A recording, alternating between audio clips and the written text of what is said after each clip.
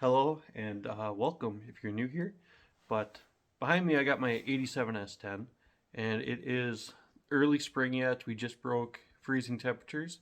Anyway, all winter I've been working on a custom dashboard on this thing and I'm going to show you that. So here we go. Alright, before I spin this camera around, I'm going to let you know that I spent a healthy chunk of money on these autometer gauges. They exceeded my expectation when I started getting them. I just kind of spent a little bit of money on the cheapest one I could, just kind of take a look at it, see, make sure that I was going to like it before I ended up spending the rest of the money on all the other gauges. But I ended up pulling the trigger on all of it and super happy with how it is. I got pretty much my entire wiring harness on the inside of the truck figured out. I yet to put a radio in it, so the middle section is going to be, kind of a mess, but the floor is a mess too, just because I was cutting wires and trimming everything to length. But we'll just jump right in, get to it. Alright, so when I made this dashboard, I went to work and I went around with a probe, probed everything out, and then I drew up a blueprint based off the gauges that I bought. I'll throw that up on the screen here, but I kind of went about that route. I ended up buying all the gauges first, making sure that I had the clearances for everything to fit, and I was really kind of bummed because I completely forgot to add in a turn signal for the left, the right, and the high beam. So I ended up putting them down here on the dash and so on and so forth. Along with that, I got my switch for my Hyperglow underglow kit.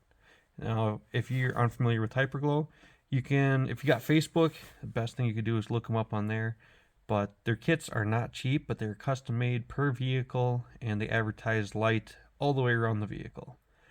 And we're just going to jump back to the gauges here. If you turn the lights on, you'll notice everything lights up at the speedometer. The speedometer needs a secondary power source, like a key on power.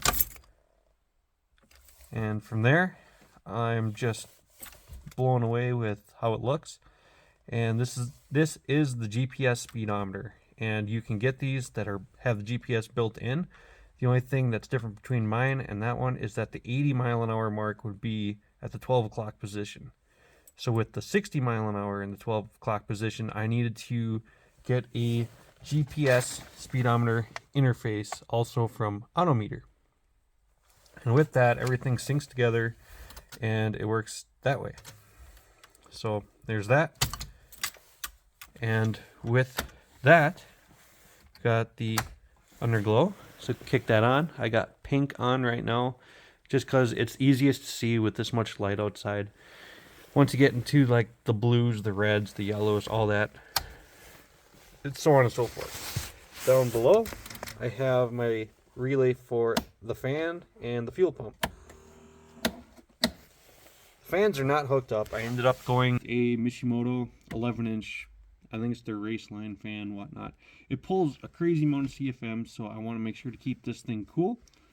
Otherwise, that's pretty much it for how I have my dashboard set up.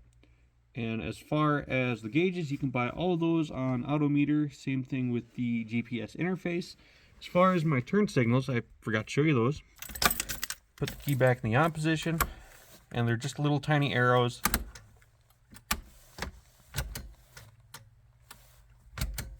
But yeah.